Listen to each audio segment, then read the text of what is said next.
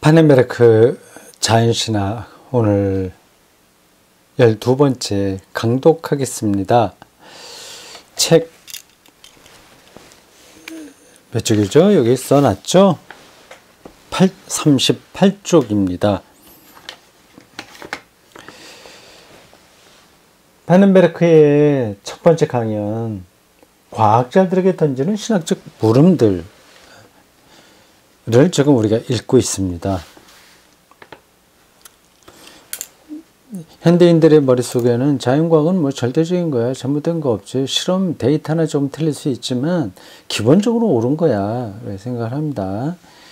그거 옳지 않다고 지금 파넨베르크가 억지를 쓰는 게 아닙니다. 그거는 우주 세계 전체의 일부인 거예요. 그 실험을 통해서 어떤 규칙을 찾아내는 건 말이죠.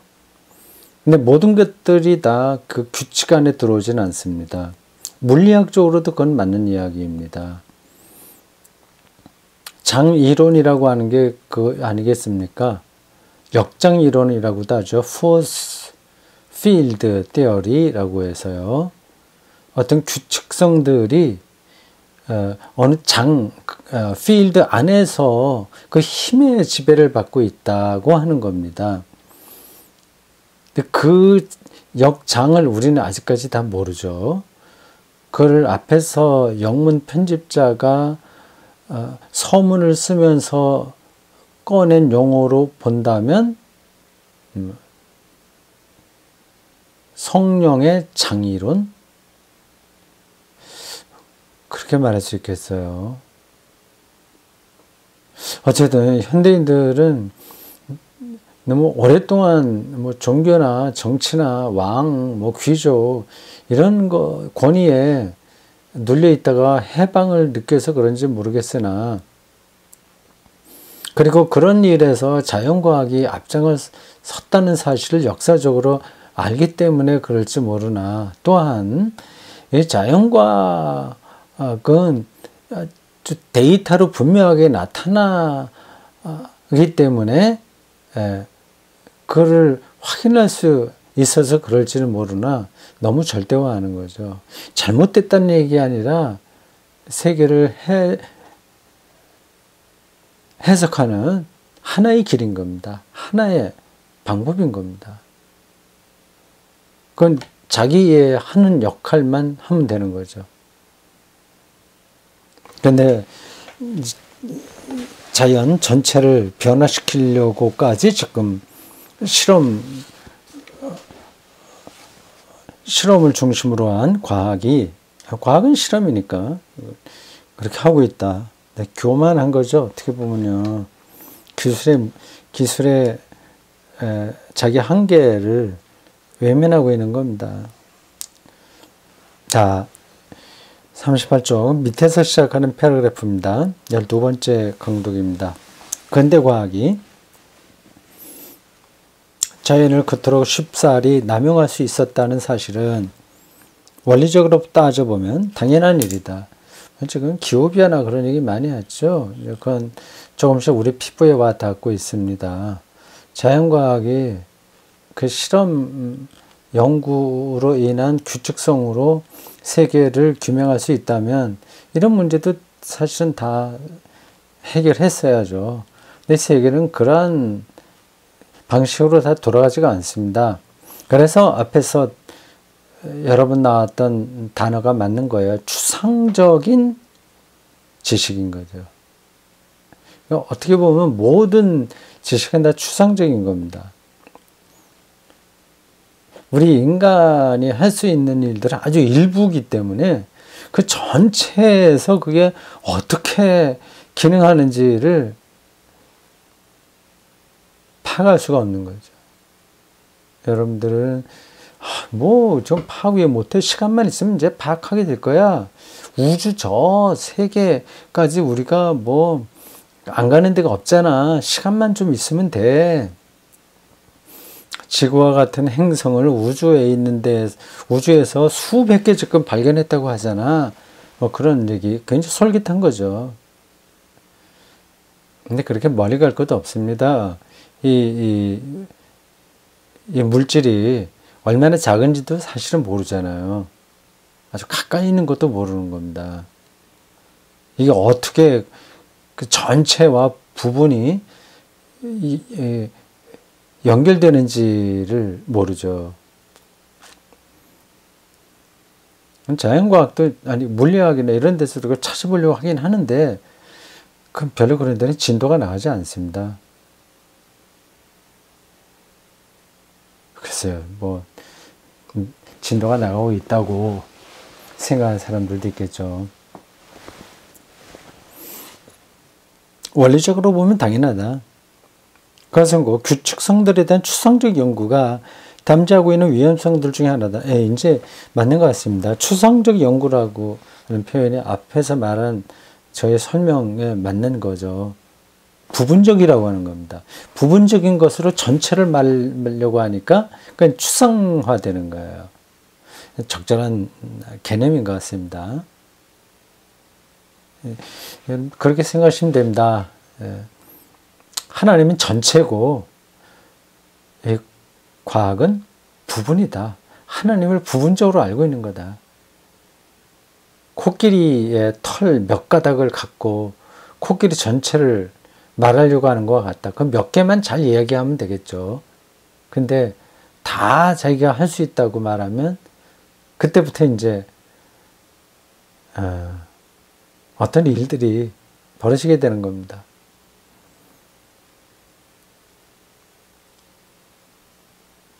왜냐하면 그 규칙성들은 자연 자체에 내재한 것이거나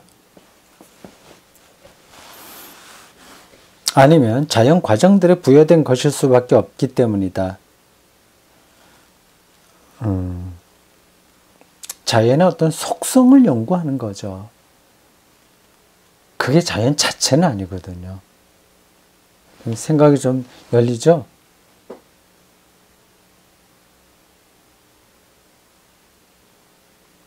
그러니 쉽사리 자연을 이제 남용하는 거죠. 이 위험성은 과학기술 자체의 차원에서 해결될 수 없는 것이며 따라서 과학 작업에 대한 철학적 반성의 차원에서 우선적으로 해결책이 모색되어야만 하는 것이다. 이제 과학 철학이 그런데 필요한 거죠. 그런데 실증적인 과학만 옳다고 생각하는 과학자들은 이거 귀를 기울이지 않습니다.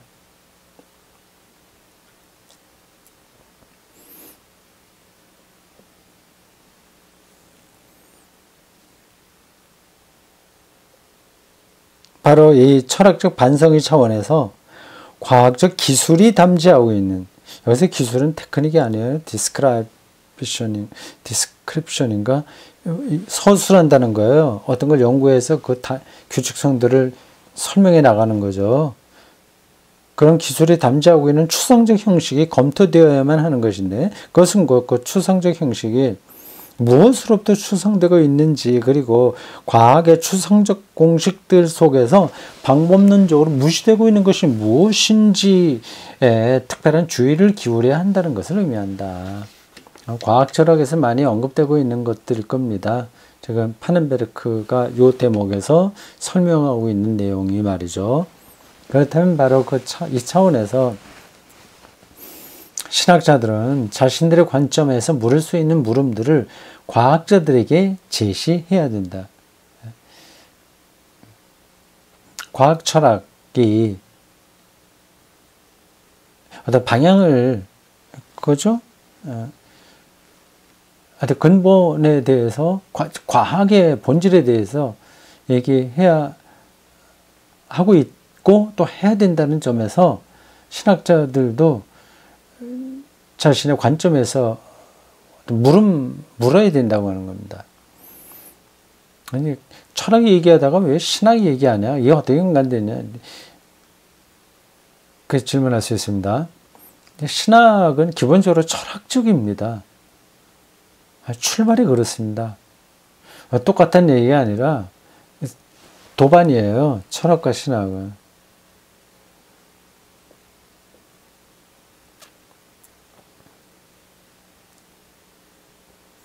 철학이 인류의 삶에서 완전히 도태되면 그럼 이제 신학도 도태되는 거죠. 철학이 여전히 근본에 대해서 질문한다면 신학도 여전히 그렇게 남을 수 있습니다. 그러니 신학자들은 부단히 철학적인 관점에서 자기를 성찰할 수 있어야 됩니다.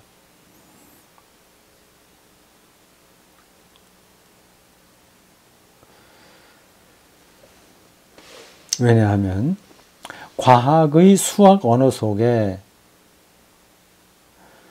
어떤 특별한 표현이 나와요. 과학의 수학 언어. 과학의 수학 언어. 데이터죠, 데이터. 수학 언어니까. 그러니까 신학과 철학은 수학 언어는 아니거든요. 과학의 수학 언어 속에 추상되고 있는 실제 측면들은, 리얼리티의 측면들은, 추상되고 있는 실제 측면들은 요 실제는 하이데거의 존재라고 해도 되었습니다. 하이데거가 기존의 유럽 형이상학을 비판하는 그 출발은 존재 망각입니다. 그러니까 존재가 추상화된 거죠.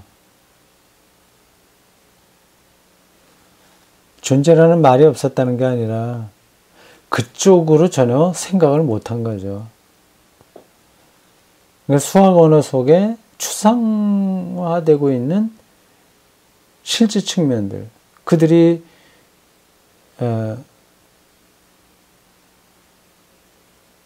실질적으로는 외면하고 있는 그 리얼리티 측면들은 창조자 하나님과 그의 피조물인 사물의 본성을 포괄하고 있기 때문이다.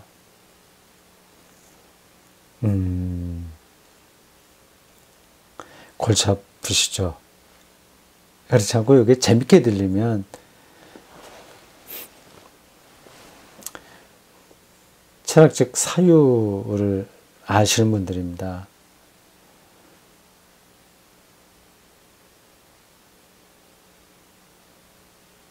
본장의 이하 부분에서는 5개의 그와 관련된 질문들을 제기할 것이다.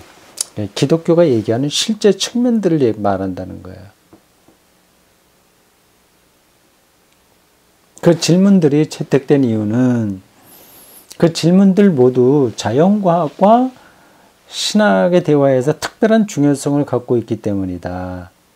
이 물음들 각각에 주어질 답변들은 인류와 전체 피조물의 창조자이며 구원자인 성서적 하나님에 대한 신앙과 근대 과학의 양립 가능성을 다룰 어떤 결정에도 중요한 공헌을 할 것이라 기대되는 바다. 실제에 대해서 하나님 신앙과 자연과 근대 과학이 각각 다 이게 할 말이 있다 하는 점에서 근거가 되는 질문들 5개 말하겠다는 겁니다. 5개에서 기대가 된다. 5개. 근데 우리가 정신 차리고 잘 따라가야 되겠습니다. 5개라고 했어요. 첫 번째 뭡니까? 가장 중요한 질문은 다음과 같다. 자연 과정들 속에서 과정 알죠? 프로세스예요. 쭉 지금 과정되고 있어요. 별도 나타났다 없어지고 수십억 년 후에 없어지고 어마어마하죠. 그 시간, 그 과정을 생각하면 정말 아득합니다. 빅뱅 이후로 138억 년 지났다고 하는데 그게 우리의 현실과 너무 거리가 먼 이야기이긴 하나 어느 정도는 다 인정합니다. 근데 그래서 그게 어떻다고요? 그거 빅뱅을 알았으면 모든 걸 아는 게 아니거든요. 그 이전에 대해서는 자연과학이 뭐를 얘기할까요?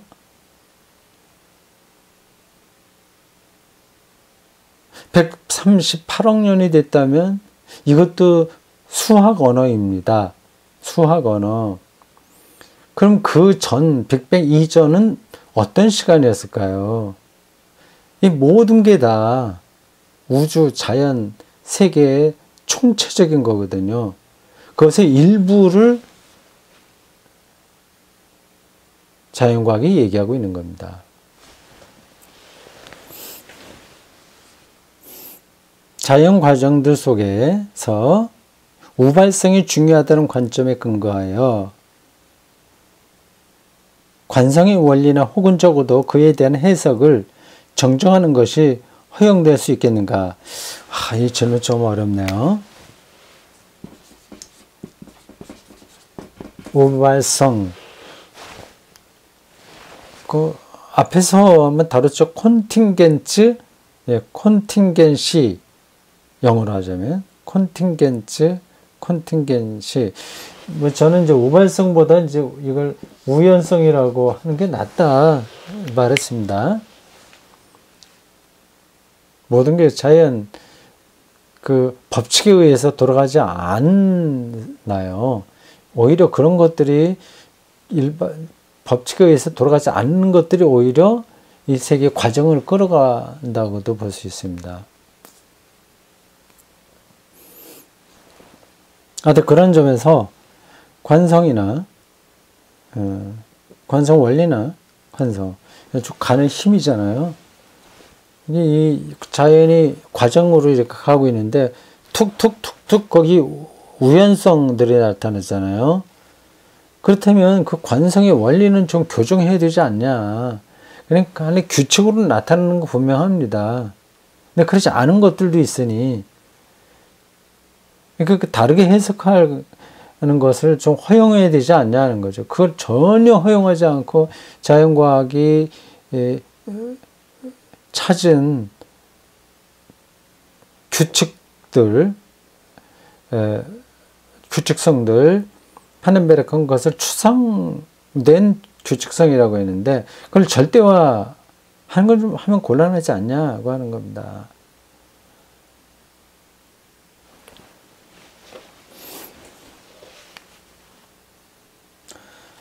근대 과학에 이 원리가 도입되면서 관성 원리요. 관성. 가려고 하는 힘이 그대로 쭉 간다는 거 아니겠어요? 도입된 근대 과학은 하나님으로부터 자연을 보존하는 역할을 탈각시켰고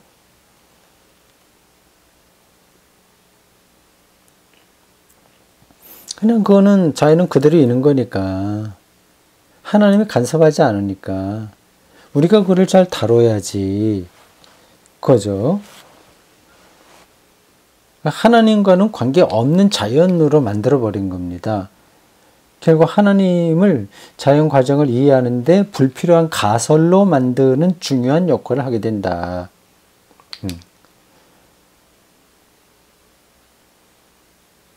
그래요. 두 번째.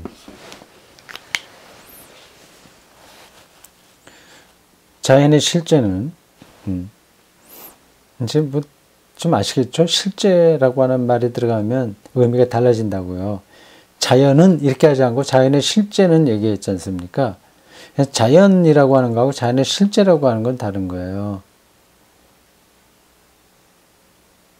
물론 글을 쓰는 사람에 따라서 같다고 생각할 수도 있긴 있습니다. 근데 여기서 구분하고 있어요.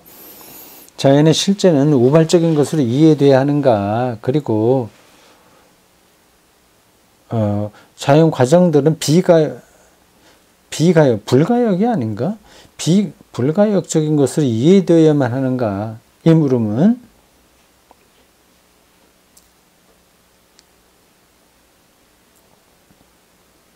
실제가 지닌 역사적 특성을 지향하고 있다. 여기서 역사는 역사. 인간의 역사를 의미할 뿐만 아니라 자연의 역사를 의미한다. 왜냐하면 실제의 역사적 특성은 특별히 성서적 하나님 개념과 관계하고 있기 때문이다.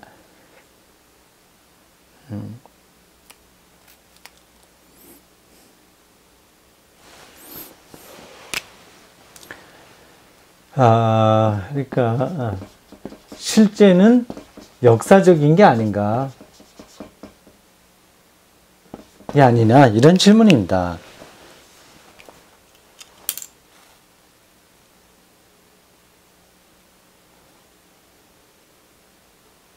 역사적이라고 하는 말도 더 설명이 필요하긴 하겠어요. 일단 여기서 지나갑시다. 파넨베르크가 역사적이라고 하는 말을 할 때 어떤 걸 의미하는지는 이 문장만 갖고는 다 모릅니다. 근데 우리가 보통 저건 역사적이야? 아니야? 이렇게 단순하게 그렇게 말하는 거하고는 좀 차원이 다릅니다.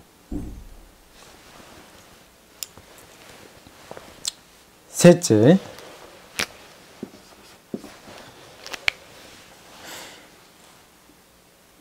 세 번째 물음 역시 피조된 존재에 대한 특별히 생명에 대한 성서적 관점과 관계가 있다. 유기체의 한계들을 초월하는 생물학이네요. 생명의 기원으로서 신적인 영, 푸뉴마를 보고 있는 성서적 개념에 상응하는 동의어가 근대 생물학에 있는가?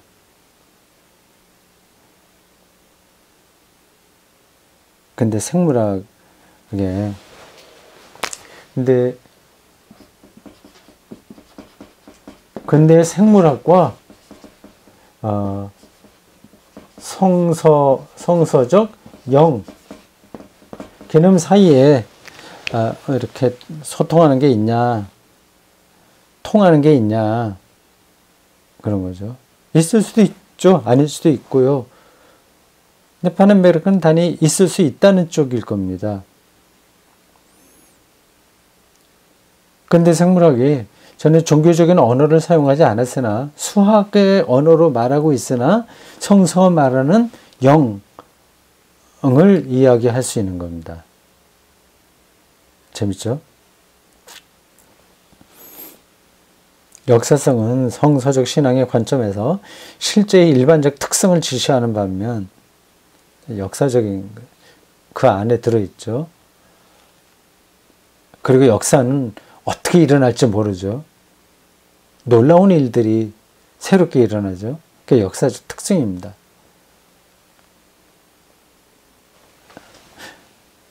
창조 속에 내재하면서 동시에 피조물을 초월하는 신적인 영은 자기 증여와 내어줌, 자기를 내어줌과 만족의 신비, 만족이 뭐야? 충만함인가? 만족의 신비로 가득 찬 저 너머 세계의 만족은 적당한 단어가 아닌 것 같아요. 어쨌든 그건 빠져도 됩니다. 세계와의 관계성 속에서 창조의 살아있는 실제를 구성한다. 성령은 그렇단 말이에요. 실제, 리얼리티를 구성한다. 이 신적인 영의 실제, 신적인 영의 실제, Reality of Divine Spirit, 실제는 부활과 영생의 희망을 포함하고 있기 때문에 이제 네 번째 질문은 시간과 영원의 관계를 가리킨다. 물리 우주의 시공간적 구조와 영원성의 개념 사이에서 어떤 적극적인 관계성이 의식될 수 있는가? 이 물음은 신학과 과학 사이의 대화에서 가장 무시되어 왔던 주제들 중에 하나이며 또한 가장 중요한 물음들 중에 하나다. 만일 하나님의 실제가 시공간적 자연세계의 수학적 구조와 적극적인 방식으로 관계하고 있다면 이 물음은 회피할 수 없다.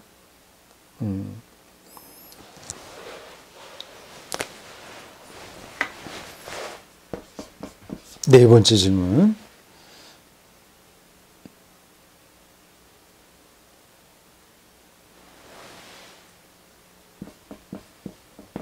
시공간과 시간과 공간, 이 구조와 영원성, 성의 관계. 하나님을 이 세계 창조자라고 믿는 사람들에게서는 이러한 영원성을 생각하고 있기 때문에 그게 이 세계의 근대 과학이 말하는 시간과 공간, 물리적 차원과 관계성을 생각하지 않을 수 없는 거죠. 좀 까다로운 질문들이긴 합니다. 근데 우리 앞에서 얘기한 대로 이거 다 몰라도 괜찮은 거예요. 다 따라가지 못해도 괜찮습니다. 예, 최고 절정의 신학자들이 어떤 생각을 하고 있으며 이것이 현대 지식 전반에서 중요하게 다뤄지고 있다.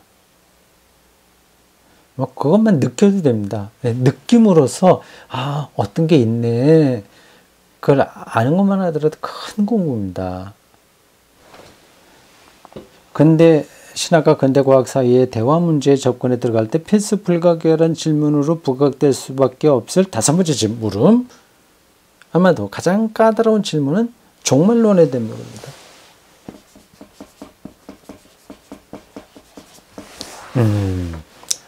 이 종말론을 갖고 이 자연과학과 어떻게 대화할 것인지, 어떻게 질문할 것인지 참 기대가 됩니다. 현재를 침노해오는 이 세계에 임박한 종말에 대한 기독교의 확신은, 침노라는 단어는 잘 안 쓰는데 이건 현재 개입한다고 그러면 됩니다. 선취된다고 해야 돼요. 선취. 종말에 대한 기독교적 확신은 종말이 우리에게 온다고 이렇게 말하거든요. 우리가 가는 게 아니라 우주가 이미 수십억 년 이상이나 계속해서 존재해 왔다는 과학의 외삽적 추론과 일치점을 찾을 수 있을 것인가? 외삽적이라는 게 무슨 뜻이야? 외삽. 느낌은 조금 알겠는데, 그리고 이런 단어를 다른 데서도 듣긴 했는데, 그래서 탁 마주치니까 확 와닿지 않네요. 지나갑시다. 성서 언어를 은유로 환원하거나, 혹은 성서의 언어를 신화적인 것으로 탈락시키지 않고서 이 물음을 제기한다는 것은 상당히 어려운 일이다. 그렇죠. 어렵죠. 시간은 이렇게 흘러간다고 생각하지 어떻게 종말이 우리들에게 이렇게 돌입한다고 합니까? 그래, 은유적이거나 그렇지 않으면 안 되죠. 어렵죠, 그런 게. 그러나 문제의 어려움은 이미 영과 관련된 세 번째 물음에서 이미 제기된다. 세 번째 물음. 생물학과 성령의 관계요.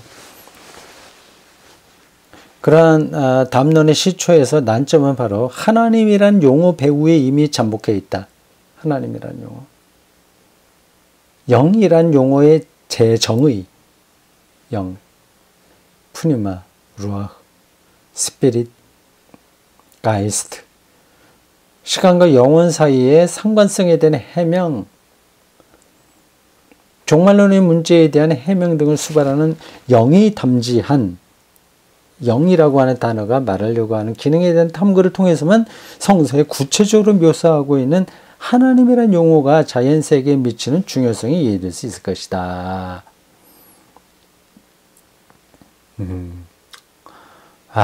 이거 뭐 많은 신학 철학 용어들이 압축적으로 나오고 있어요. 단어 하나하나가 많은 역사를 담고 있는 것들입니다. 그거를 그냥은 잘 따라오기 힘들겠죠. 중요한 것들입니다.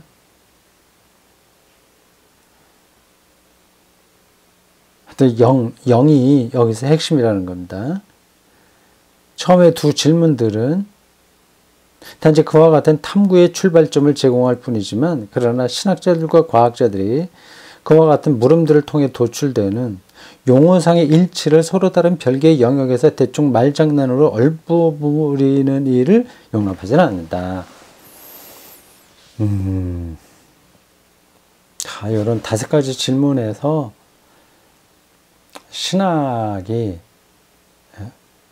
과학자들에게 이 세계 실제에 대해서 말해보자, 나설 수 있다고 하는 겁니다.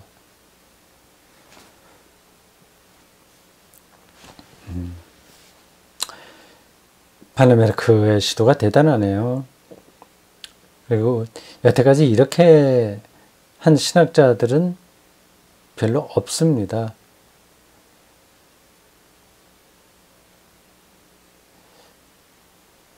앞으로 계속해서 이러한 신학적인 시도가 나와야 되지 않을까 생각이네요. 자, 오늘 여기까지 하겠습니다. 수고했습니다.